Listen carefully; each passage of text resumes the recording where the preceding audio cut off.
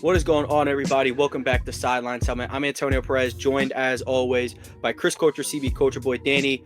Not recording with us today, but he will be back for our next episode. Ignore the layout. That's obviously not Danny. That's still Chris. Y'all know who we are at this point. And if you don't, I just introduced us.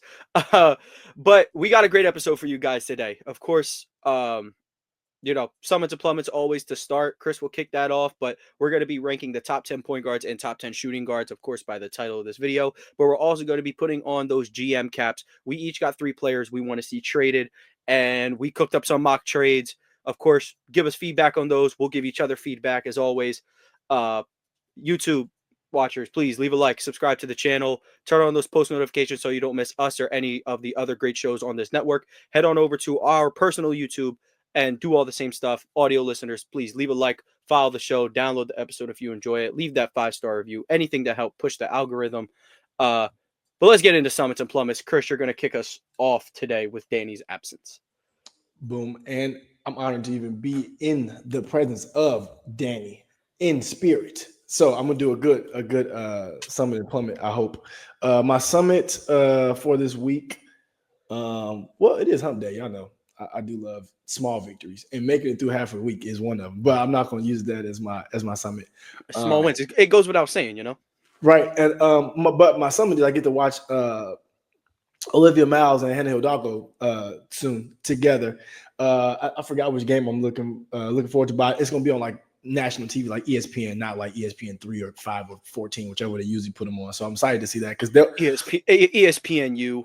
Like they're like ESPN high school. Like, brother, I'm good. Just put them on. But like, I think they're probably one of the most exciting college backcourts, men or women, I've seen in the last 10, 15 years, just with how skilled they are and how young they are, how much time they have to grow. So excited to watch that. Also, too, another summit, it has to do with women's basketball. The one-on-one tournament, I retweeted it. I'm not sure, Tom, if you've seen it.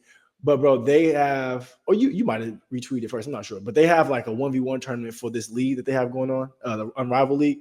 Mm-hmm. And I think it's so dope how they have it's like pools. The FC is like the buy seat. It's just really dope, like really, really, really well planned out, I think. And it's, I think, $250,000 prize, I want to say, for first place, which is, I mean, compared to WNBA contracts, that's a pretty good prize no matter who you are. So I think that's really dope. Yeah. And Tony, I would like to see that replace the dunk contest. And I think this is a cool, like, just to see how it goes and then just to kind of use it like a little starting point. So I'm excited to see that. I'm excited to see the 1v1 tournament because it's something I wanted to see in All-Star.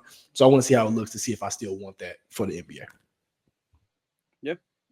Yeah, the one-on-one, this is just kind of like a thought I had with All-Star Weekend in the NBA. I think we need to bring back, and this is who really cares about the skills challenge? I do. I like the skill challenge. I like how it used to be. The best guards, the best ball handlers in the league, you do a pass, you go between the drills, another pass, shoot, come down, lay up, and you're timed. The teams are fine. But man, you remember it'll be Darren Williams and Derrick Rose, Chris Paul, like just the best ball handlers in the league going through basic combine drills, but because it's timed, I don't know. I like that. I don't cry too. I don't like to pull off too many old man yelling at the sky moments, but that's certainly one that I have. Summit is who? Do I even have one, man? It has been a rough week of Celtics basketball. I can say Plummet. We're having civil wars again. Like we didn't just win a championship, less than a calendar year ago. You can't defend Jason Tatum without getting called a stand. You can't defend Jaylen Brown without getting called a stand. Good news for me, I don't really care about the Celtics until April. Of course, I'm gonna diagnose them as like a basketball team, but they're not getting a reaction out of me as a fan, of course. And then I think if I had to I got to get a Summit in, man. Oh, Summit is I got a sports reporter role with the Reading Eagle. If nobody knows where Reading is, Lonnie Walker played there. That's the best way I can describe it. Lonnie Walker played at Reading. He had battles with one of the high schools in my area, Chester High, all those years ago. Big rivals. So, it's not all bad. It's not all bad, I have to say. And I'm pretty sure that's it. So let's get into these top 10 point guard rankings. Again, we were kind of talking about this before the show started. We're basing this essentially off the last season and a half of basketball. So, no, I don't hate Ja Morant. He has just played very limited basketball. I don't hate Tyrese Halliburton. It's kind of, what have you done for me recently? I'm taking of course, variations are in there, and some of these spots are of course up for debate. So our two lists could look entirely different, but I'm sure the top of our list will look the same. Do we both have SGA at 1? And you know the crazy part, I'm low key an idiot because I didn't put them in order. But yes, Shai would be 1. Yes. I mean, we'll yeah. If we SGA at 1, Luka at 2. If you'll want to swap them, just know these are the 2 best point guards in the NBA. Yeah, I think I had Luka as a 2 because for some reason he's listed as a point guard, but Kyrie listed as a 2 when it's been flipped before they got on the same team. But I'm cool with 1 and 2. I put Kyrie in on my 2s list. So. Same. And he doesn't always play like a 2, but he don't. Great. Yeah. Brad Stevens said it. He's a great passer. I don't know why he doesn't do it more, but it's boring. I think number 3 is probably where we start to spice things up. I have Jalen Brunson at 3. I'm cool with that. I had pretty much I had Cade, but that's more so because I've been watching for a while and not just to break out. But I'm cool with Brunson at the 3 too, because I think Brunson's been probably top 3 guard almost period, no matter East and West, past year and that, like calendar year, like you said. So I'm cool with that. Yeah, I was gonna say Cade's had a really strong year this year, of course. I guess you can make the argument like he still played really well at the end of last year. It didn't matter. I think with Jalen Brunson, I'm taking into account. This year, of course, the numbers aren't the same. Kind of similar with everyone on the Celtics. Of course, the numbers don't look the same. The team is much more fleshed out. Kind of that same idea, but he's still very efficient. 3 ball is there. Still the best player on one of the best teams in the East. So I wanted to give him that credit. And then the next person I had in potential contention for that would be LaMelo Ball. And again, the kind of reason he's slipping a little bit is, of course, injury. But that is quite literally the only thing. He's one of the 5 top scorers by points per game in the league. One of the best playmakers, flashy. Of course, he's not on one of the best teams. But that's not what this ranking is really about. I kind of just mentioned it for Jalen Brunson because the players that are on his team, and yet he still remains to be the best player. So I have LaMelo at 4. I had Melo a step down. I had him at 5, and I had Trae Young at 4 because I'm not ignoring Trae Young's 25 and 12 every year. I'm not doing it. And on top of that, I think the biggest leap that Trae Young has made, I think nobody talks about, is because he's so small. He's actually about an average defender at 5'11". Now he has pretty good defenders around him, a lot of length around him too, with Hunter, Johnson, Daniels. Like I get that, but before it was at a point where you were trying to hide him, but you couldn't, like some other players. And I think he's been way more formidable on that end, and I think that was the only thing really holding him out of a lot of top 5 conversation because offense. He's led a top 10 offense every year he's been in the NBA, including his rookie year. So you can't say anything about that side of the ball. And that's with a lob catcher and Capella being out. That's with a lob catcher in Okongwu. That's been playing with 4 to 5 different wings at all times. So I have Trae at that spot right where LaMelo was. But again, y'all know I'm a Melo fan too, so I'm cool with that swap too. But I gave Trae Young that 11-4. When I think about LaMelo and Trae Young, the part that makes me mad about LaMelo is all the tools to be an elite defender. 6'6", 6'7", the length, got the lateral quickness. It is just a matter of trying. Yep. And we seen it last year. He had the big stop on Tyrese Halliburton. That was great. Like, just look what happens when you lock in. Now, of course, I get the offensive load. Miles Bridges has taken a step back from what he was a couple years ago, and Mark Williams is great, but he's certainly not dumping And down to Miller the post in and and let me out. take. Yeah, so I mean, Brandon Miller, hopefully, once he's back, next year, hopefully this injury prone roster can stay healthy. But I think, maybe that can ease the offensive load a little Yeah. bit, and then he can give a little bit more effort there. That's where I think him and Trae Young are kind of the same, because they're going to walk out there and give you like 27 and 10, like no doubt. But what makes me mad with LaMelo, he's kind of just a better defender by default because he's By the better default. post. But Trae most certainly tries more, and I agree with Yeah. you. Ever since Dan Snyder's gotten there, it's definitely a mentality thing.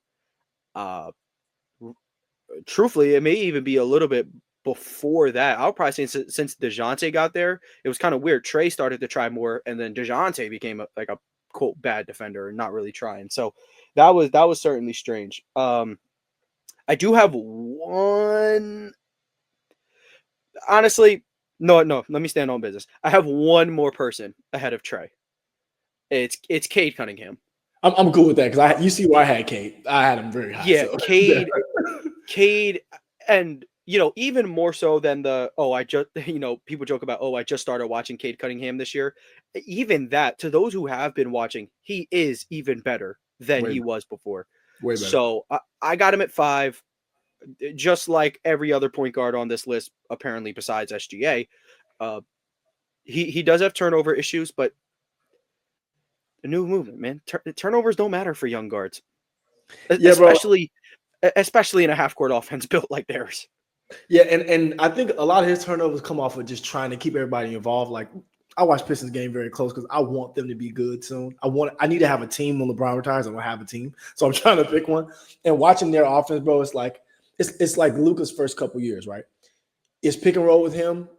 Hope you get a lob catcher there. Try to spray out to the shooters. If not, you play out the post. He plays out the post.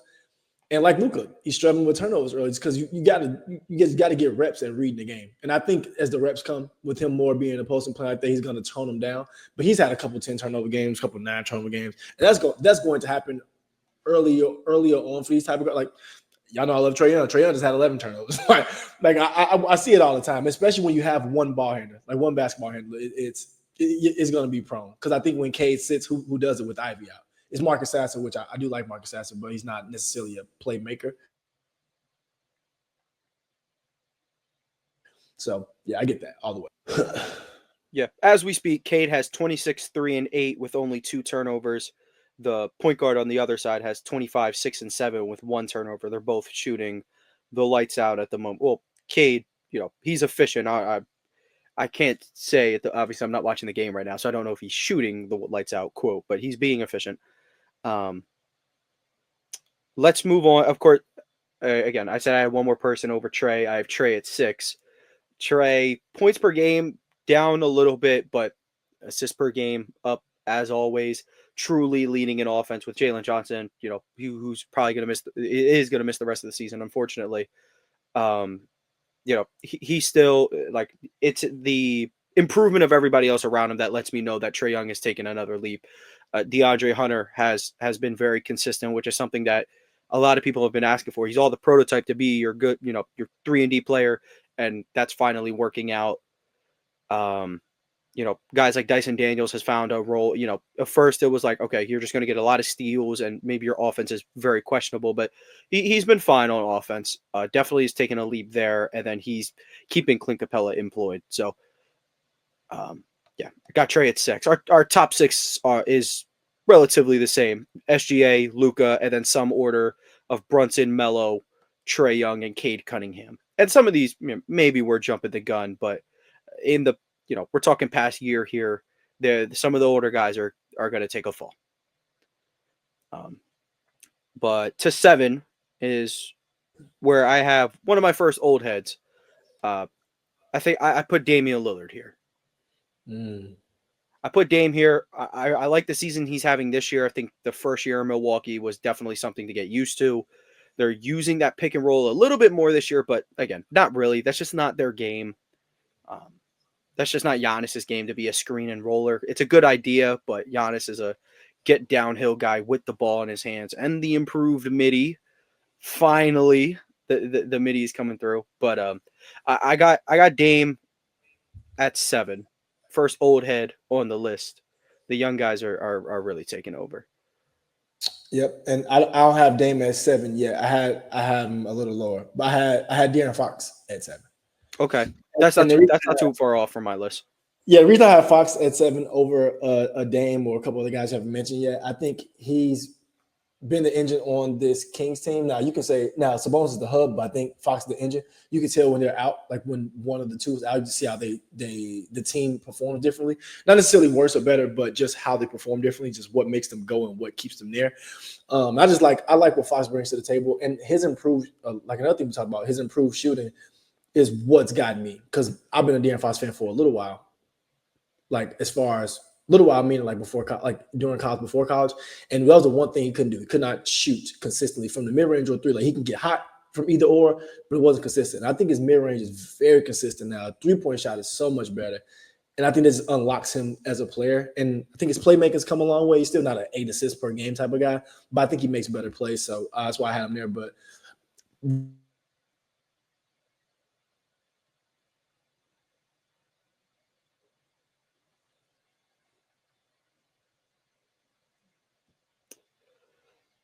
Okay. Yeah. Again, Fox a little bit lower for me, and that is true. I mean, I think like rookie year, I think he's not like really a couple years into his NBA career, he's shooting like a low 30s. Like you were right. He really couldn't shoot.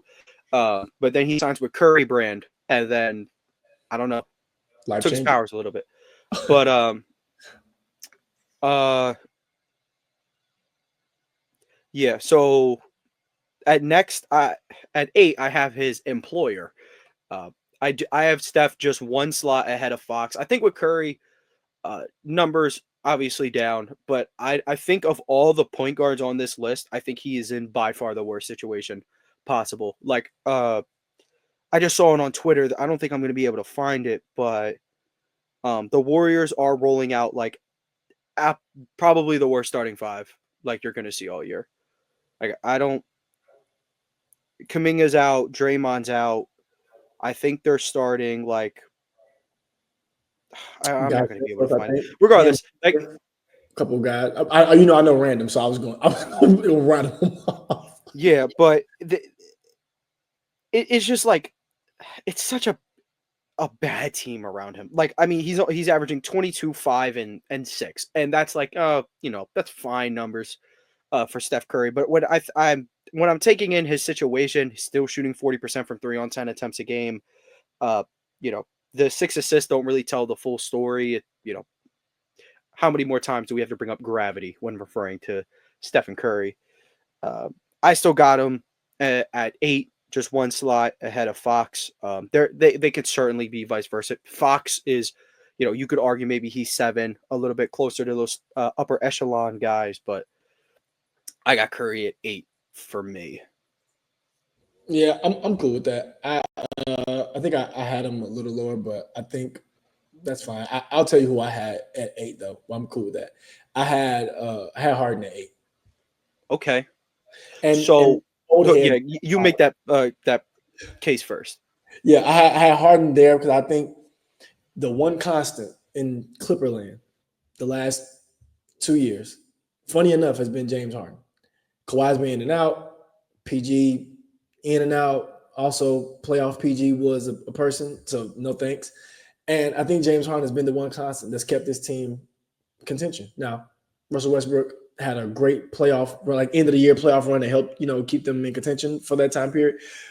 But I'll tell you right now, I think James Harden has been, since Brooklyn Harden, right? I think he's been that point guard. And I think now this year he's been more scoring Harden, but still getting 10 assists when needed, still getting 12 assists when needed. He's literally been the Capella to Trae Young, like for Zubac. He's literally been that. Not saying keeping Zubac employed, but Zubac is slow. He's not the greatest, but he's still 15 and 12 every night. And I think you got to account a lot of that to James Harden. Even Norman Powell's ascension with Kawhi Leonard being out, it's been James Harden getting off the basketball, not just standing there when he gets off the ball, cutting, just being mature. So I want to give James Harden a little bit of love to that, because this is a James Harden that he's maturing into his career, but also stepping back into both bags, the playmaker bag or the score 40 points bag. And I just got to respect that. So I threw him there. Yeah, I don't think that's I don't think it's a bad take at all. Why I left Harden off? Turnovers are always going to be a part of the thing when you're the playmaker, so that's not necessarily why I had him off. I had him off because his scoring efficiency just isn't the same. Now, he's like you said, he as a floor raiser, I think needs a little bit more respect because this team was afloat. They were dodging the play-in without Kawhi Leonard, and now you add a Kawhi back who's seemingly up to pace. And like we just saw Vintage Harden the other night, he dropped a 40-point game. You know, now he's not doing that how he used to do it in Houston, where you had his line at like 52 and a half. But James Harden, I think that he's definitely in contention for the top 10 spot. I think just his scoring efficiency might just be a little bit too bad for me, but I definitely respect his game as a floor raiser. I mean, like, there were times last year where people were talking about like Zubac just like isn't a starting NBA center, and now it's like, yeah, like Harden and Zubac are they're the team. You know, Yeah. with Powell doing his thing. I really like where the Clippers are at. I'm not gonna lie. Derrick Jones Jr. has been great for him. Too, I had Steph right after it, so like we literally just switched spots on Exactly. It was pretty close. And then to round out my list, I had Tyrese Maxey. Now look at this fool talking about efficiency just to have Tyrese Maxey ahead. I guess the argument could be made. Maxey, of course, not the playmaker that Harden is, but better 3-point shooter at this point in his career. And, you know, I have to even respect, like, not that the Sixers are anywhere, you know, I don't want to say that. They're currently a game out of the play-in. So, and they've been playing better basketball, well, not in their last 10, but over the past month, I would give them. They've been playing better ball, and that's with Embiid in and out of the lineup. Just saw you sent us that stat today. He's missed 47% of his career games.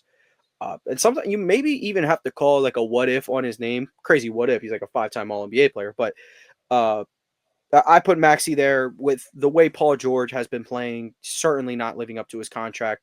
Maxey hasn't necessarily been the offensive engine you'd like, you know, in terms of being the playmaker that you were hoping he would step up to be.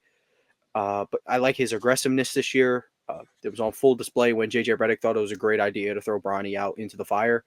But didn't play bad defense, by the way. It was just getting rocked. Anybody would have got killed. That's an all NBA level guard. Like, it's just like, why did you do that to the poor guy? Do that. Let Jalen Hood-Schifino do that. Let Max Christie do that. That's y'all guy. Put him on him. Do that. More on Max Christie later. I told y'all we was doing mock trades. What's a mock trade episode without the Lakers? Get him out of there, please. But yeah, I got Maxey to round out my list, and then some of my honorable mentions, like I kind of mentioned earlier.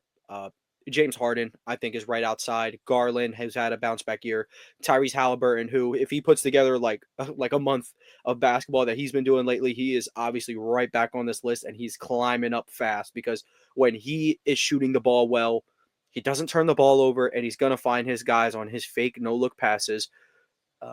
He just means that much more to the Pacers. So I do want to put a little bit of respect on his name, but when he is bad, and he is not impacting the game whatsoever. Yeah, I want to say too, as you finish, I had Tyler Hero at 10 because I think him switching over to full-time point guard has been the thing that's kept the Heat afloat outside of Jimmy stuff before this year. Like even last year, him having the ball in his hand more often, I think that's been a big deal. But I do, again, as far as honorable mentions go, I want to give some credit to Darius Garland.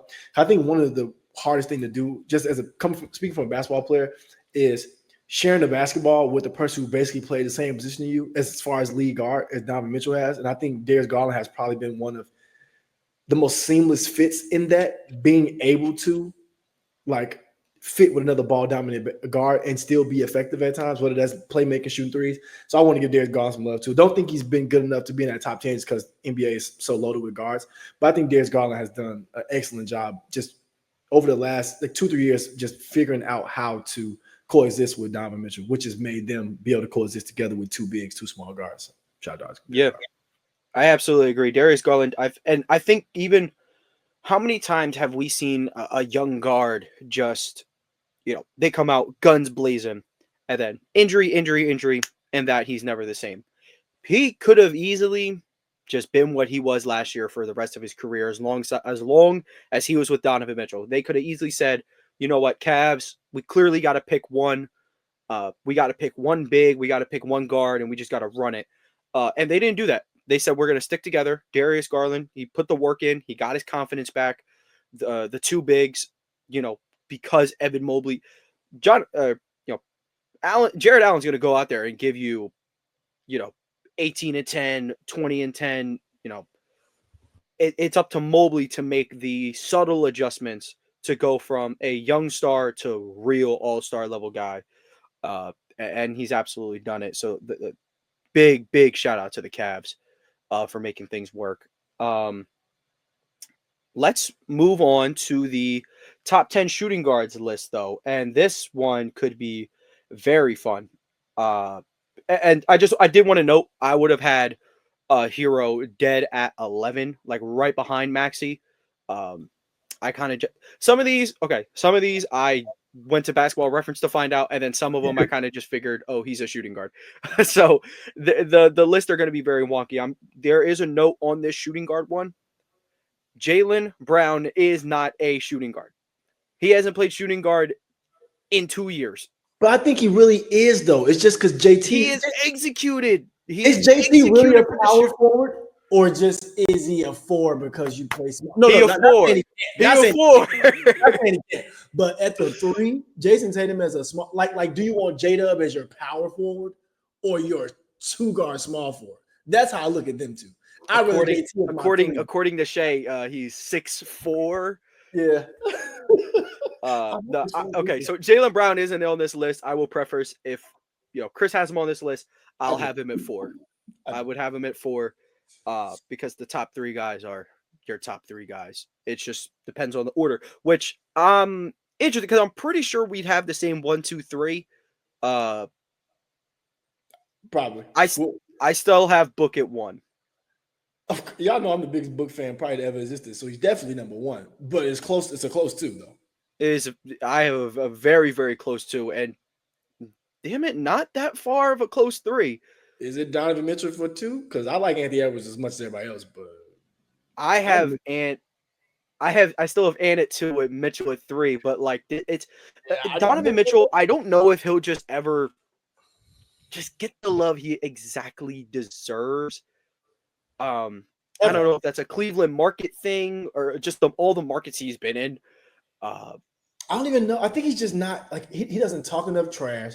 He like in the sense of like people like to just get him gassed up. He doesn't talk enough trash. He doesn't. He's not a Kobe disciple. He doesn't boast his chest. He signed to Adidas. Is not named Anthony Edwards, so you don't see any of his commercials because they only do Anthony Edwards Adidas commercials. Like you don't see enough of Donovan Mitchell. You just don't know it.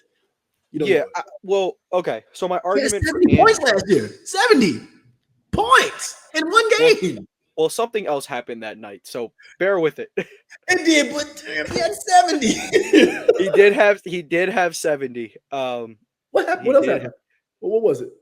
DeMar Hamlin. It was DeMar Hamlin. Oh, yeah, man. DeMar Hamlin unfortunately happened. That was on the same day. Of course, very happy for the recovery he has made. But we still have to remember Donovan Mitchell dropped 70.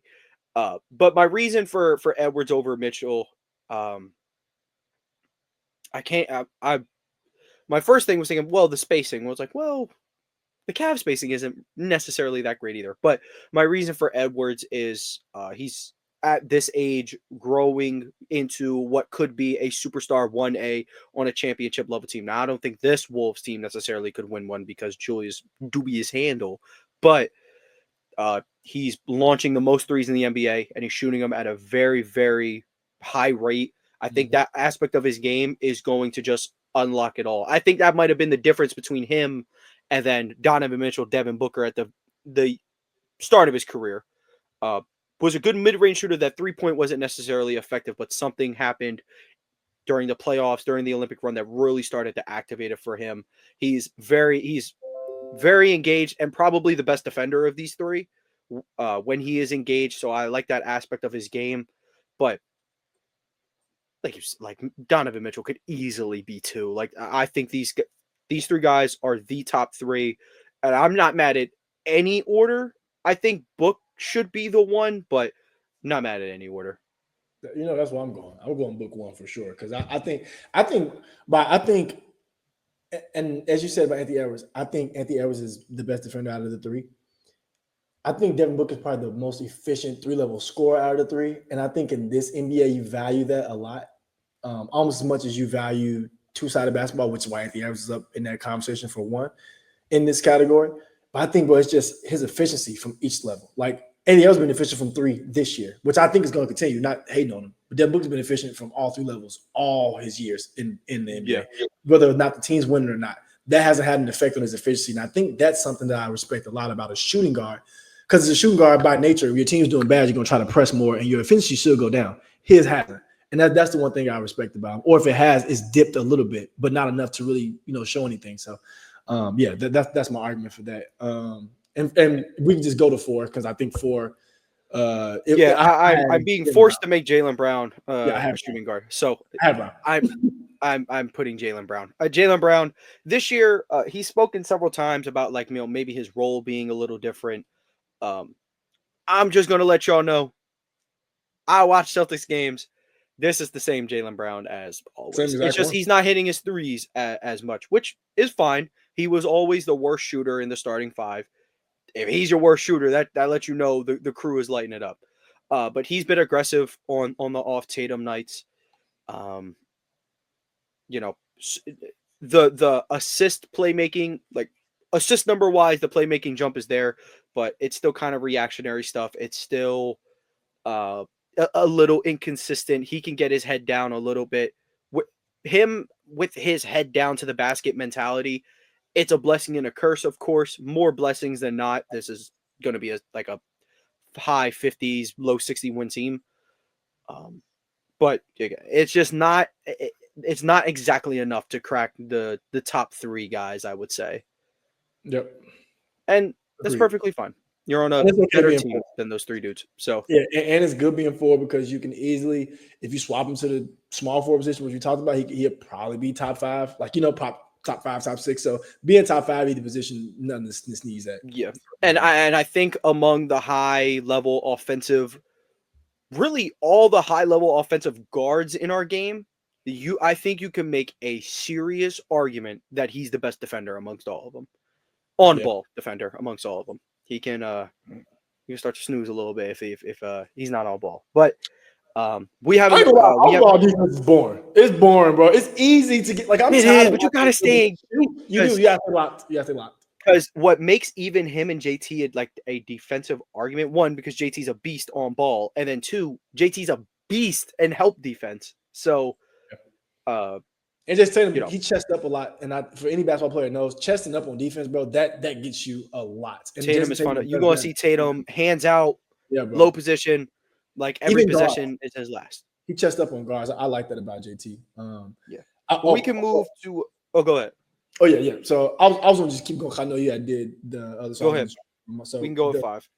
Okay, yeah. So the 5th one I had J-Dub. Okay. And I know Jalen Williams has played power forward and small forward for this team. I know he has. I get that. But I think J-Dub is a shooting guard. I know they have him listed as a shooting guard. No fear. Basketball Reference lists him as a shooting guard. Thank you, Jesus, because he is. And he's only 6'4", as Shai told us. Don't forget, Mr. Aura Man told us himself. Jalen Hurts and Shai are having an aura off daily. I don't know who's winning right now, but Jalen Hurts might got him by the coattail because that dude came dressed as Nino Brown 2025. And on top of that, he had one of the rawest belts I've ever seen in my life. That little, I think that was with that thin belt that he was wearing with his last fit. Yes, with the Nino Brown fit, with the I think it was Marty. That was an elite belt by Jalen Hurts. Elite belt. So he has the most aura right now. Unfortunately, Shai, you're losing. Right Shai, now. Okay, let knock on wood. Jalen Hurts, I guess not knock on wood. I don't want to jinx myself. Anti-jinx. Let's say the Eagles win the Super Bowl. Shai better hope that man don't win Super Bowl MVP. He is going to pull something that the scriptures would never think of. Shakespeare Shakespeare would be busting out the feather and ink in his grave, writing down what Jalen Hurts is going to pull out of his pocket.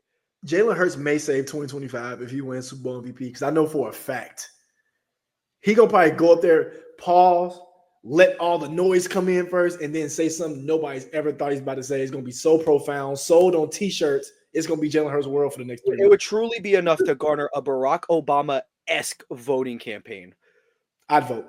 For sure. He'll have no policies. He'll just be like, we as a country got to come together, and our oneness. I'll just be like, yep, I'm in. But yeah, I think so about J-Dub. I think it's both sides of the ball. I think we talked about that with Jaylen Brown. I think J-Dub will be the second best defender out of this two-guard group, about like star-ish players.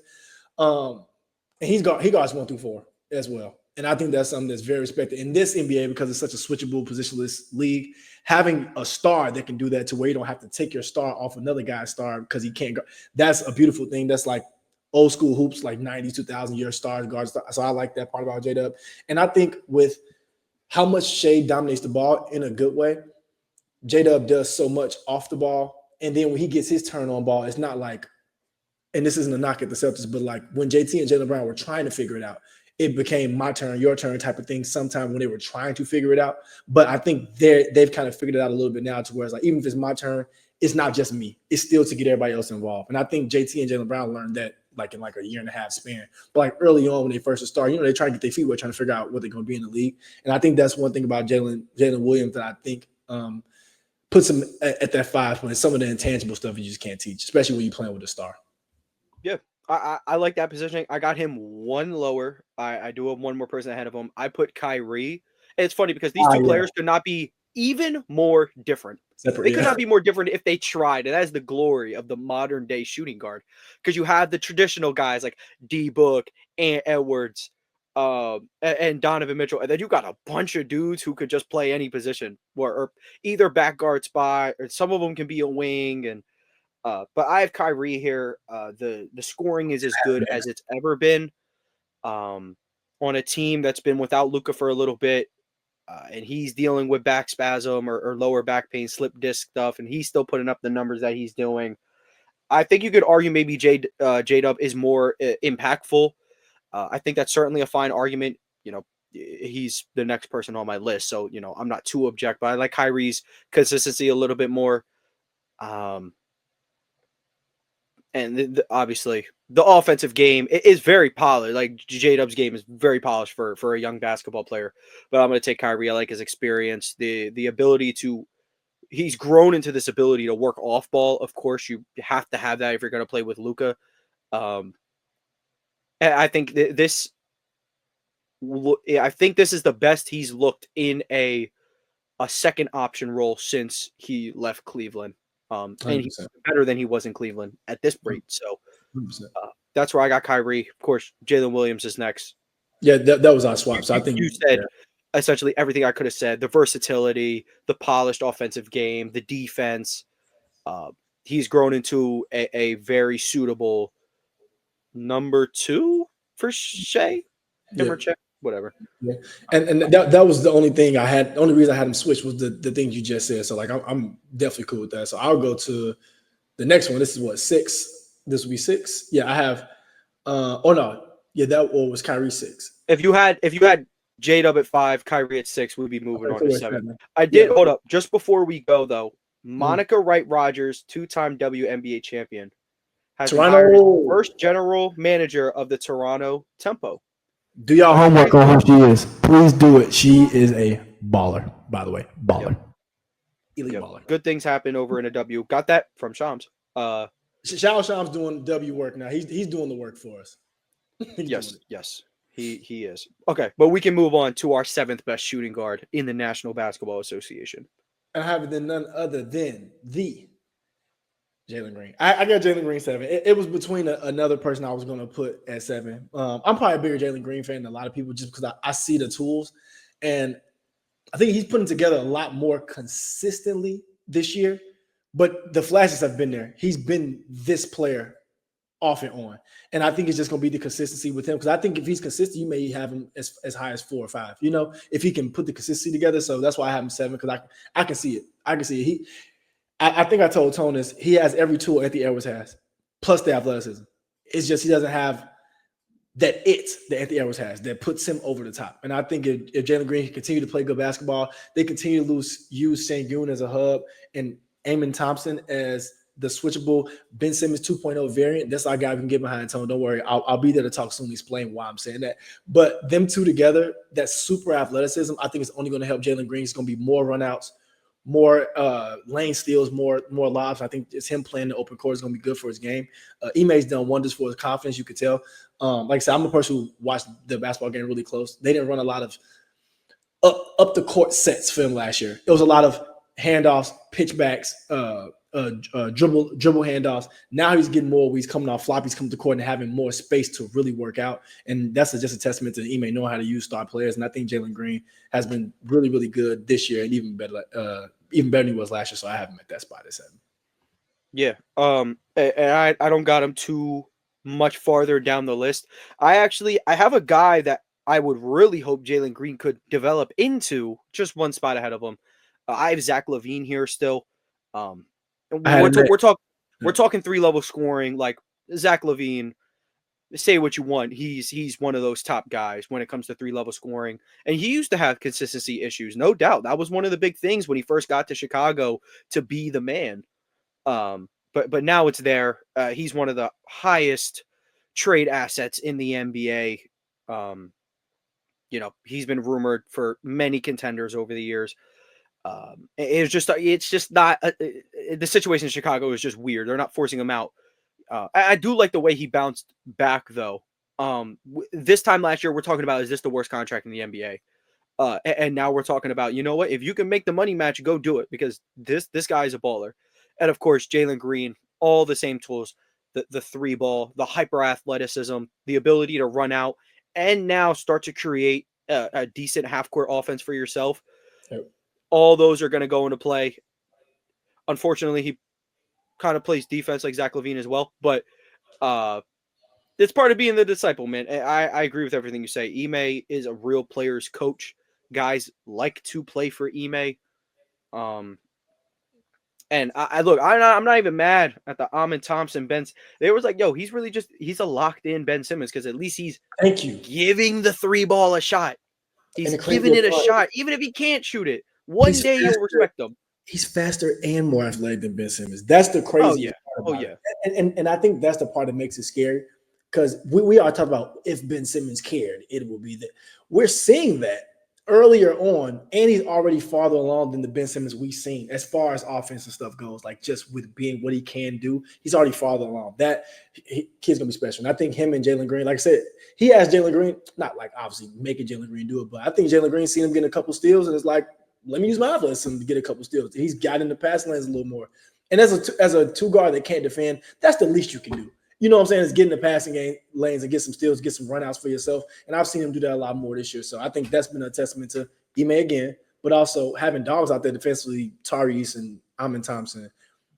When Jayshawn Tate was getting minutes last year, it wasn't making him do, even though he's a dog. So I shout out Ime and the roster construction that they have right now. And Dillon Brooks as well. For whatever reason, like once every 2 weeks, we see like Oregon D Brooks. And I'm like, okay, like. Just some days he moves more nimble than others. Was you not sick when he made 10 of 14 against the Celtics? Did you?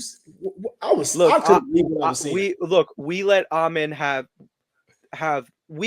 be the Twitter talking point, talking about he's the most unique player in the NBA outside of Wemby, and he's going to be such a special talent. And then he goes out and drops 11 points on horrible shooting. I'm like, okay, dude, like everybody got to get theirs against us, man, which is fine. You know, it's a privilege at the end of the day, but. He little boyed the life out of Jaylen Brown, regardless of whatever that weird switch was with him or Cornette. Didn't understand that. Didn't understand how you guys swept off your feet. Like Cornette has to hesitate because Jaylen Brown. It's like, I'm gonna be honest. Jason Tatum should have been guarding him. That's just my opinion. Length. Look, the 6'7" versus or like 6'6", 6'7" versus 6'8", 6'9", whatever the 2 heights are. Those are the 2 that should be going at it. Tatum's probably the strongest guy, or even Drew Holiday. Jaylen Brown, very good at hunting the smaller guards. Amin Thompson is not one of those. The Drew Holiday might have been it. That might have been it. Yeah, dude, I trust Drew Holiday to guard like bigs. Drew Holiday can guard Amin Thompson on the last possession of the game. Just because he got quick hands. Joe Mazzulla took accountability. Shout out, Joe. A real mastermind. I mean, if it was Cornette, it was going to be a blow by and someone was getting dunked on. But I digress. So those are our 7 and 8, and I'm really interested on these 9 and 10 spots because I think we start to get to guys who. You get to the Norman Powells of the world who's just been going crazy this year. You get to the Derek Whites of the world who, the scoring is fine, but it's really the playmaking, the defense, the off-ball stuff. Desmond Bane, another guy like that, who the scoring hasn't been quite the same, but he's been efficient. He's still been good. So who did you have Powell at 9? Nope. Who'd you have at 9? I had, and I know he's playing point guard this year because of the trade. I had Austin Reeves at 9. And the reason I had Austin Reeves at 9 is because as a 2 guard, any guard playing with LeBron James is difficult, unless your name's Kyrie Irving. Kyrie Irving he had a little bit of issue at first. I think Austin Reeves has been great in whatever role he's been in, whether that be the ball handling point guard or the ball handling shooting guard. He's done well. He shot the ball better off the ball from the corners above the break. He's been a great turn 3-point shooter off the dribble. He's done all the things you need to do to fit alongside a big 2 like AD and Bron. And I think close to the end of that list, I started valuing things like that because he's had triple doubles. He's had the 20 and 12 games when AD or Bron is out. He's had on the boards and in assists. So again, like we talked about J-Dub, him being able to plug holes when you're a starter or when your guys are out, and you don't have to go to a bench guy to do. You can go to another starter, another one of your top 3 or 4 players. I give some value to that. So I had Austin Reeves at 9, but I think for 10 and 11, I think it was the 2 people you were thinking about. I'll save 10 to round it out for who it is, and let you speak on 9. But yeah, that's why I had Austin Reeves at 9. I think he's just been great at either the off guard spot. And when LeBron James is on your team, you're probably, no matter if you're listed as a point guard, you're a shooting guard anyway, because he's going to have the ball for 12 seconds of the shot clock regardless. So you know how that works. Yeah, I think I kind of just pinned him point guard in my head just because, the D'Lo trade, I was like, oh yeah, they're going point Austin Reeves, they're locked in. But I absolutely agree. I honestly probably would have had him at 8. I probably would have had him ahead of Jalen Green. Consistency is way better considering the situation, what he has to do. Austin Reeves has been great. Austin Reeves was undrafted, right? Indeed he was. And I feel like that's just not talked about enough. So but he didn't actually go undrafted though. So he talked about it on the Old Man to 3. Well, he would have been a late second rounder though. He was supposed to go 40. 39. He's supposed to go 39 to someone. Okay, so it was kind of early second round. Yes, let's say he's a second round talent. Yes. I think because Nikola Jokic and Jalen Brunson were second rounders, people are kind of they forget about those. This is what it looks like. That's not really what it looks like. Like a really good second round player, like top 2%, 1% second round players, they look like Austin Reeves. Mm-hmm. If you get that out of even a late first round guy, dude, that's right outside the lottery. If you get 16, 5, and 7 out of the guy who you drafted top 14, we've seen that over the last few years. Those guys have gotten max deals. If Austin Reeves was on the team with LeBron and Anthony Davis, people would be talking about him getting max deal because it'd be at 25 and 8, and then you'd be talking about a max deal. Yeah. So definitely shout out to him. At my 9, shooting down a little bit this year, but I do have Derek White. I would say the shooting and the defense has been down a little bit, but he's still been very crucial, especially of late. He's starting to get his shooting back together. The defense, getting into play. It's been kind of hard because Kristaps now has plugged himself in about a month into the season, or 2 months into the season, whatever it was. It seems like they're still kind of gelling, getting back into things, but I still have him there. It's still maybe not his standard of last year, but the shooting's still great. The versatility that he brings to Boston is, of course, phenomenal. And I think he's definitely, the person behind him is definitely in contention for the 9 spot. I'm going to give Derek White his flowers, though, especially on the team that he's on.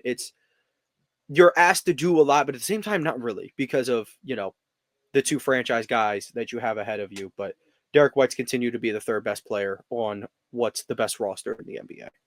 So that's where I got D White. at 9. And your 9. No, wait. Yeah, your 9 was Reeves. So who do you have at 10? This could be just because one of my favorite players to watch, but also I've watched really close. It's Malik Monk at 10. I have Malik Monk at 10. And I think as a shooting guard, Malik Monk is the prototype. Shoot the three, dunk on your head, active in the passing lanes. And what he's shown this year is that if your point guard is not a good playmaker, I can do it. He's averaging almost 7.5 assists as a shooting guard. That's kind of crazy. And he still give you 18 points a game or around there, something to that effect. And I think on a team that lacks athleticism in real life, I think you need a guy you need Malik Monk. Like he's needed because he provides that spark, be able to get on that rim, able to go get blocks, like to just spark the game when it's not rolling through Fox and Sabonis. And I don't really think they really have a bunch of talent outside that starting five.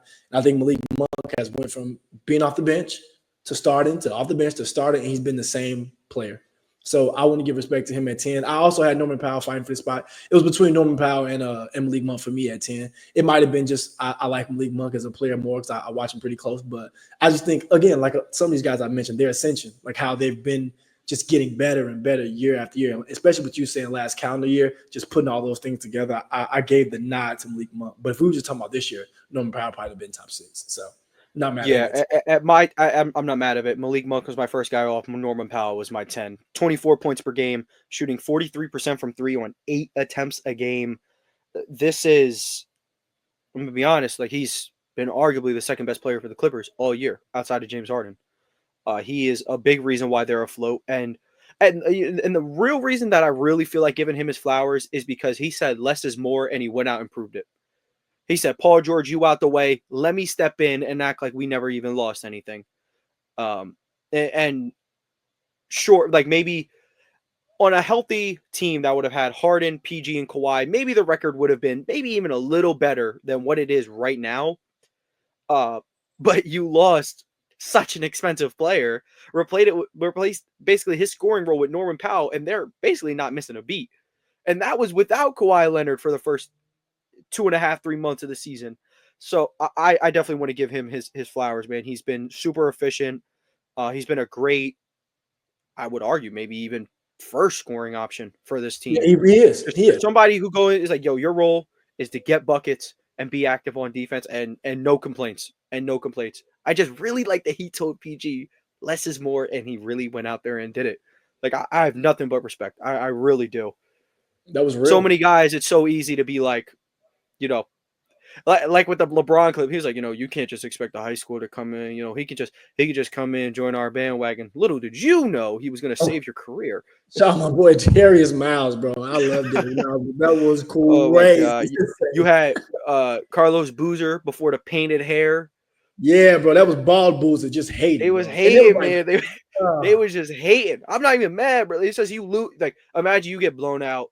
You done won 6 games. They talking about. So how's it gonna feel when LeBron gets on the team? It's like, you think I want to talk about LeBron right now? Like, yeah, I'm not even mad at him. Like, I'm not even mad at him, bro. I'd be sick too. Me, bro. They better than me. I'm like, you know what? LeBron can bleep, bleep, bleep, bleep, bleep. I would have been sick. Yeah, like, I mean, look, his fault. He was the best player in Ohio at like 15, and was the best player in Ohio while the Cavs were playing basketball games. Exactly. So, shout out to the players that be hating, I guess. But speaking of LeBron, shout out to your Eagles, you saw the tweet. Cooper DeJean went to pull his hand out his pocket. I felt bad for Friday, dap him up. I'm like, he probably just thought he was Eddie. He missed Jahan Dotson too, though. He missed Jahan Dotson too. I'm gonna be honest, bro. I didn't know Jahan Dotson's face until he scored a touchdown in the playoffs. I didn't know what he looked like. The ladies were going crazy for him on TikTok. I'm like, oh. I had no idea what he looked like. This is how I found out what Jahan Dotson looks like, because you don't see me going to his football reference page. Dude caught like 15 passes all year. Yeah, poor Coop, man. I don't like Devontae Smith going to that Sixers game, though. You're a Celtics fan. He is a Celtics fan. And I know that for a fact. He better be there Sunday, though. Hey, man, I want y'all to understand. And down on Chris Paul, same height. The world not real, y'all. Time is fake. Just let y'all know. Yeah, Tyrese Maxey looking down on AJ Brown, just not right. Like AJ Brown 6'4" in my head, and maybe like Tyrese Maxey still looking down or whatever. But like he just so much bigger than bro. The NBA players are giants. Like why is Myles Garrett and Steph Curry the same height? Why? But no, I think this is the craziest one, and it sounds ridiculous when you really think about it. Why is Devin Booker bigger than Julio Jones? Like in real life, that sounds crazy. Like Devin Booker could look down on Calvin Johnson Jr. Calvin Johnson is highly regarded as the most physically gifted wide receiver in NFL history. All right, you're shorter than Jalen Williams. Just crazy. DK Metcalf, welcome to the NBA. You're smaller than Zach LaVine. Just think about that right there. Just think about that. It's just crazy, bro. These NBA dudes are giants, man, and you really don't get it on TV, but like in person, that's when you see it. Yeah. You know, I'm gonna talk. When we went to see the Celtics Sixers, we're sitting on the side where the Celtics are warming up. Bro, JT tall is. That's real life. And I see Kristaps, the only person where this can happen though. You see him coming out the tunnel before like everybody else because he's just that tall. I'm like, he not 7'7". Like he didn't even play that game, bro. He was in straight slacks. Straight slacks. Still won that game though because Derek White dropped 29. But let's get into these mock trades. Always fun playing a little bit of GM. Me and Chris each got 3 players. We did not discuss. We may have the same 3 players. We don't know. Low key. But let me pull up my notes. Did NBA Trade Finder just to make the money match, and then picks and whatever I added on after. I'm going to start with Zach LaVine. I think the player that should be moved. It would help everybody. A team is getting a damn good 3-level scorer, and the Bulls can give up those playing dreams, bro. It is about time. Go get Cooper Flag and save the sport of basketball in Chicago. I have Zach LaVine going to the Golden State Warriors for Andrew Wiggins, Buddy Hield, AirPods, Moody, and a 2027 first-round pick. And on that looks like a lot. Until you go watch a Warriors game and realize these just a bunch of names and these dudes aren't good. Wiggins gets 18. Yeah, Buddy Hield after the first 10 games of the season, he's not good. We all know that. I don't really have to explain that one. Andrew Brzezemski, y'all know how we feel about him. He's an undersized 2-way liability. And Moses Moody, I think he's good, and he's kind of the real asset in all this, along with that 2027, because I can assure you that 2027 pick's going to be bad. But I feel like Kerr, he waited a little bit too long with Moody and Kuminga to really see what we got here.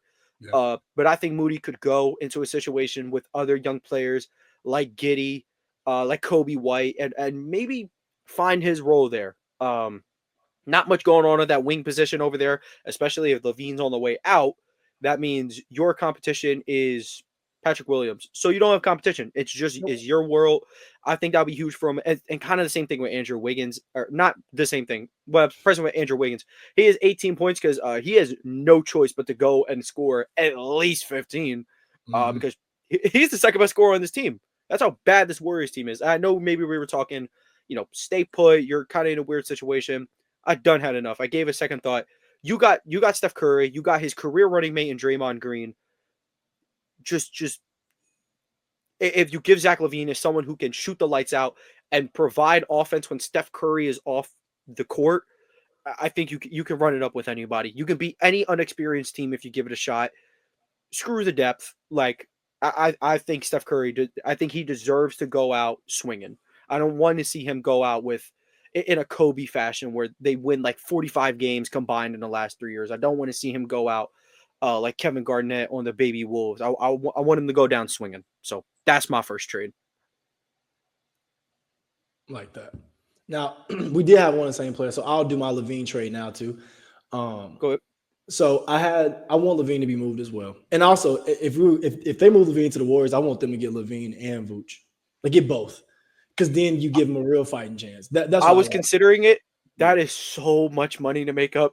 I'm afraid. I had to throw in all these people just to match LaVine's 40. You got Looney. Yeah, Looney's $7 million. Just sitting there to get moved. It's Schroeder's got 11. if I'm not mistaken, 11 or 9. One of those. Send them all. But yeah, but that it'd I be think Schroeder's at like 13, dude. Get him out of there. And Vooch is on him at 16 right now. That 20 mils down. Yeah, so you would be looking at if that were to happen, you'd be looking at a lineup of Steph, LaVine, Dre, Vooch, and Kuminga. I like it. That's not even a bad 5. I'm in. That's not a bad 5. You are getting a million points put on your head, but that's okay. Steph you Steph Curry, LaVine, and Vooch, bro. We're gonna put up 150. We're good. And Draymond got a couple flagrants in him, and he could teach Kuminga how to do it. He got a couple of illegal screens. Come on, it's simple work. Okay. Anyway, let's hear the LaVine trade though. Let's not fantasize about Draymond Green's flagrant fouls. Here it comes. So I have LaVine getting moved to a team I think that can use him more than almost any team in the NBA. The Magic. I have LaVine and Torrey Craig for Anthony Black, which is like the main piece of this deal. Jonathan Isaac for money purposes, and Gary Harris as well for money purposes because LaVine's at 40 plus, and I know Jonathan Isaac is making $25 big million in a huge year of 2025. Just want y'all to know that insanity. And then and the Magic first round pick this year, since it'll be out the lottery because they're going to make the playoffs. I have that for LaVine and Torrey Craig. Torrey Craig gives them another veteran wing who defends very well, can make random occasional threes. You know, if you have a team that's made the playoffs, you've been a victim of Torrey Craig random threes, fouls, and defense. You've seen it. So I think that would be good for them to put alongside another veteran in KCP. So when you just to have some more vets on there, and then LaVine gives you that scoring you need. I think the Magic are one score away from really being a top 3 team in the East. They're one score away, in my opinion. Whether that's LaVine or Cam Thomas, whoever that is, I think LaVine would be the perfect pickup for them. You want to know what's crazy? I was drawing that one up, and I was kind of just like, I like Anthony Black too much. Yeah, I know. Zach LaVine is too good because he's going to cost me Anthony Black. I don't like that. And Jonathan Isaac making $25 million just to be like the best defender in the NBA for like 20 minutes a game. Still. Look, if you win a championship one day, it's great, but like that is a little sounds crazy in real life when you think about it because he's only playing 19 minutes. And you're getting $25 million. And he plays the position of your 2 best players. He played the 3 and the 4. You literally have Franz and Paolo there. So how much can he even play for real? And that's my thing about Black. Like his ceiling's kind of capped on the Magic because how can you really break out when you're behind Franz and Paolo? He goes to the Bulls. Him, Buzuelas, they can figure something out in there. Patrick Williams can go to that's true. figure something out. I like Anthony Black as like a big guard on their their defense is one of the best in the NBA, and he's starting to become a real crucial piece to that. Of course, the offense has to develop, like a lot of people there. Yeah. But I kind of wanted to keep him there with Jalen Suggs taking, I think it was kind of obvious last year was a little fugazi with how he was shooting from 3. It was a little fake, and it's back down to earth. And I was like, you know what? I'm going to rely on the younger player here, and hopefully his 3 ball and his offensive game will develop. But this leads into my next one because I still did have the Magic making a trade. I got them trading for Cam Johnson. So a 3-point shooter that is direly needed. Also a better defender and most certainly going to cost you less. But I do have a pretty big pick involved in this one. So I have Cam Johnson going to the Orlando Magic. The Nets are receiving Wendell Carter, Gary Harris, and then the 2026 lesser of the Washington Phoenix swap. Regardless of what that pick is, it's going to be a glorious selection because I can assure you both those teams are going to be bad in 2026. So for the Nets, they get few. I think Harris is expired. One of these 2 are expiring. The other one doesn't have that many years on it. But some expiring deals that will help hopefully open up some cap space in the long run. And then you get a pretty good pick. I mean, you just got all those picks from New York, and now you got this pick, and now you're kind of doing this Thunder thing where you have a bunch of picks. And then, I think rebuilds go faster once you have these picks because it allows you to trade up, get a young player. Now you got a corner piece or a cornerstone piece. And then that player exceeds expectation. It's kind of like the Thunder. Shai exceeded expectations. Now we're speeding through this thing. We hit on Chet. We hit on Jalen Williams. Lou Dort is still hanging around being a good piece. We got Aaron Wiggins saving basketball and the Sixers gifting us Isaiah Joe for whatever reason. It's just hitting on collecting draft picks, hitting your draft picks. I think this will put Brooklyn in a good spot, Cam Johnson goes to a contender in the East that direly needs his services. I think it's a win-win here. Yeah, I like that. I like that a lot. That's actually, I think it's only 2 spots for Cam Johnson that I like to see, and it's there in the Thunder. So I love I that. was trying to draw up a Thunder one. The money gets weird, and there's some guys I don't know if they want to move. It's like, because like one of the main pieces I feel like would be like Isaiah Joe, but it's like Isaiah Joe shoots the hell out of the ball anyway. Yep. So it's kind of like you're swapping a shooter for a shooter that plays defense. I guess that's worth it. And but a bigger one too at that. I think that's true. That is true. They need some height outside. Like, I know it sounds weird when you have Chet and Hardenstein, but after them, like literally everybody's 6'6" and under. And it's like in the West, you're gonna need a couple bigger bodies for the Jokic's, for those Anthony Davis, like for those runs you got going to a big dude. So that'd be my only thing with that. But I'm with you. I didn't want to. I think the one I drew up when I was thinking about it, it was Wiggins and Dort. I'm like, oh, I don't know if I want to do both of them. I would do one, but like, you know what I'm saying? So I'm with you. Caruso may have to get on a flight to Brooklyn. I don't know. Some got to give. He got to go. So I'll do my second trade. It's a quick one, but I think it helps both teams. Buck your seatbelts on if you're ready. Okay. In the Big 2025, we're doing a center for center swap. Okay. East to West. I'm trying to make it as sensible as possible. Bulls to Suns. How about we help you with both your problems? Suns, you want to compete? Brad Beal doesn't want to leave because he don't want to go to them teams you want to send him to? Don't you worry about it, brother. Vucevic is on the way for Nurkic. Nurkic isn't good at basketball. You attach one of those 3 terrible first-round picks you got just to get off the Nurkic contract. It's only 2 years left for this Vuce deal. You can compete for the next 2 years. I mean, not compete, but you'll have – that's probably the best one-for-one swap you can do money-wise because Nurkic is at 16, Vuce is around 18, so that would be the best one-to-one swap you can do. And it still keeps you in a good place where you get a rebounder, a stretch big at that. Now, it doesn't help your defense at all, but Nurkic wasn't either. And you still have Nick Richards you can put in for spot minutes and stuff like that. I think that's your best bet if you're going to have to hold on to Brad Beal for these next 2 to 3 years. You let KD's there at least this year and next. Book is there for the next 3 years contract-wise. I think it gives you the best small-ish move to make in this window where you can stay competitive without moving on from Brad Beal when he doesn't want to move. So it's a quick one, but I think Vooch for Nurk and one of the picks that they got from the Jazz when they traded the 2031 for the 3 first, not whichever one they want to trade. Yeah, I think it certainly doesn't help the Suns defensively, but at this rate, I think they're fully bought into the just like, you know what, let's just try to outgun everybody. We got KD, we got Book, we got Beal. Let's add Vooch, who has found his scoring touch once more. And the Bulls, I could honestly see working a buyout with Nurkic. Like he probably wouldn't even step foot in the building. He like get him out of there. Buyout. Hawks mellow, bro. Like his yes. Yeah. So no, I definitely don't hate that at all. Nurkic, I think more so than any, like what I really like. Yeah, you get rid of the pick. Maybe that pick's valuable in a couple of years, but like Nurkic just isn't playable. He's not playable. Yep. He is a good passing big, but it's no use when you think you're Nikola Jokic. It's bad. It's bad. Things don't look good over there. You know, I take Instagram with a grain of salt, but I don't think he follows his teammates anymore. I think it's time for a fresh start. Even if there is something left in the tank for Nurkic, it's certainly not in Phoenix. So he could be one of those guys, those buyout candidate guys, where if you're not necessarily your team, because Tony, you're a Celtics fan, y'all don't need no other bigs. But like, if a team needs a big on the buyout market, like the Clippers, like literally they could use just a backup for 15 minutes. I could see him being like, valuable there, but like you said, on an actual contract, like $18 million, no, that's not today. I do want to interrupt this trade machine segment with a Jamal Mashburn Jr. masterclass.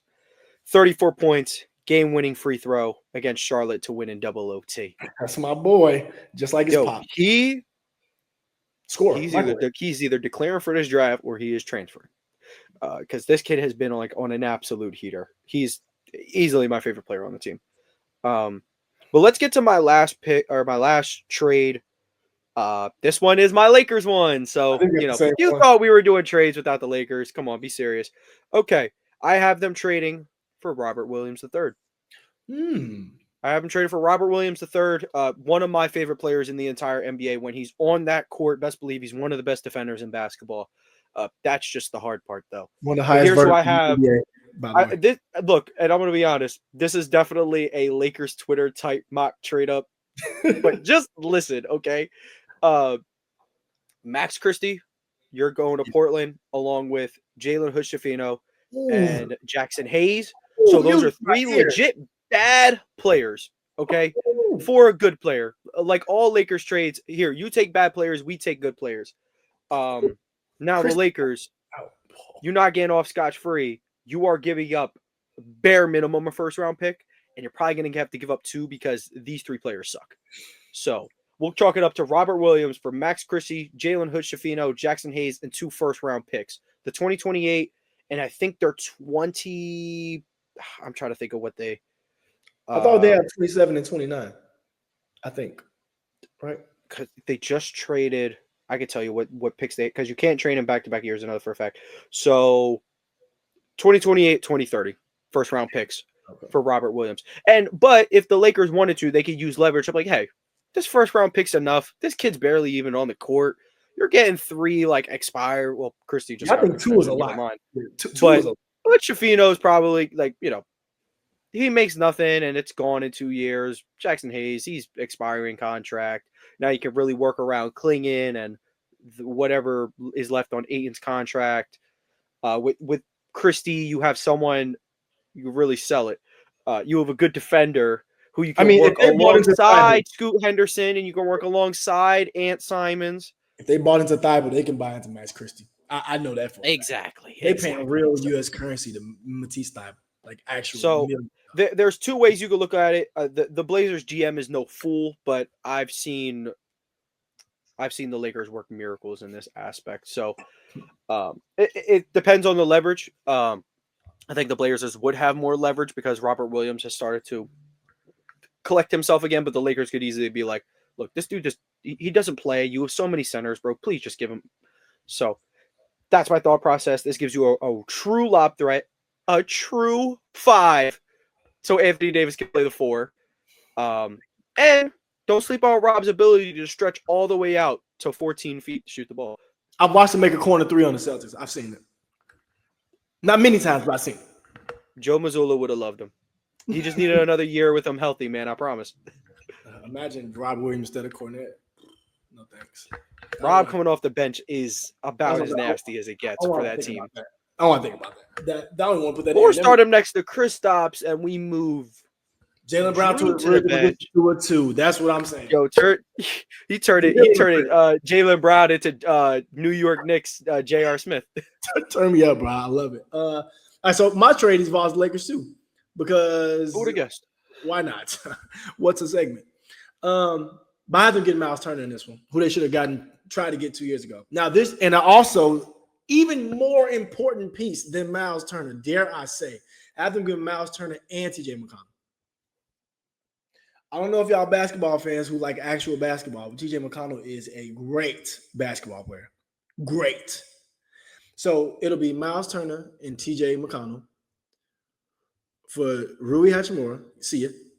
Gabe Vincent, Max Christie, and I said 2027 first. I was wrong, so I would do the 2028 first, and I would throw in the 30 if they asked for it. But I think 2028 is enough because I think they were already trying to move off of T.J. McConnell, and they were even talking about buying him out, which is insane to me. Because I think I love Nimbar too, but you need at least 3 guards. Celtics are showing you that, but whatever. So yeah, I think Miles and TJ would literally be the thing that make the Lakers from a 6 to 8 seed to top 4 actually contend to make a championship run this year, like just this year. Because Miles Turner is the perfect 5 next to Anthony Davis. Can shoot the 3, block shots as well, just like Anthony Davis does. So you need to have 2 rim protectors in there, but one of them can stretch the floor, and you can have AD really play that mid post down. You create a bunch of matchup problems because now you got your smaller guys guarding AD could really punish. You got it would be a dream trade. And I don't know if the Pacers do it; they haven't done it, but I think that'd be a dream scenario. And I think that package works only because for the Pacers, they have looked a lot better with Obi Toppin at the center, in my opinion. Just with running and how they like to play, I don't think Miles Turner stops them from doing that. But I like Obi Toppin there; they already paid him as well. Opens up a chance for Jarris Walker to get some minutes finally, which I think Jarris Walker can be a really important piece for them with this switchability and able to be like a pseudo Draymond and how he's able to do a bunch of things on the court. So I just like to see them play a little faster, open up the court a little more. So I think they'd be open to it. And Rui, I mean, I talk a lot of crap about Rui, but Rui's a good mid-range scorer at the end of the day. For what the NBA is today, he's a good mid-range scorer. And he's a volume scorer. a volume shooter, which I don't think the Pacers have a lot of. Which I mean, you always need one every once in a while. So I think that'll be the trade-off market for them, though. And I would throw in if they. I would say I think the most underrated aspect of this trade, when you had D'Lo and Reeves out there, I think D'Lo was a little hesitant to really put some pressure on the rim. TJ McConnell has no problem putting pressure on the rim. He's of backup point guards of any guards in our league. He loves getting into that mid-range area or getting all the way to the cup. That's his thing. Reeves also has no issue getting to the cup. He's an aggressive guy. Great finisher. I think the two of those, I think, them two on the court with Reeves' ability to shoot the three ball, it really scored all three levels. TJ's tenacity on defense and his ability to get to the basket. It could be a really good one. I was trying to draw up a trade for the Pacers to get Miles Turner out of there. I just think they get a little light at the big spot. You would have to go maybe a little small, put Top in there, Jarris Walker in a Draymond role, which maybe it might not be the end of the world, especially with the way they like to play. I think Miles Turner brings a nice, humble half-court offense to what they got over there. Truthfully, I was trying to free Nembhard, but it ain't easy, especially because he's only making $2 million this year. His extension doesn't go in until next year. But I like that trade. I think LA could definitely benefit from a Miles Turner or a Robert Williams or anybody that will put Anthony Davis at the true four. Any shot blocking guy who could put AD at the four. It's not necessarily about just a center, because you put Nurkic there, the whole thing's falling apart. So, yeah, I like both those trades. I was trying to see Robert Williams, in a new light. Him in a Lakers jersey may crush my soul just a little bit, but I want to see him play competitive basketball again. So, yeah, I would love to see Robert Williams playing competitive basketball. I wanted the Suns to be able to try to make a move for him so bad. I wanted that badly because I thought.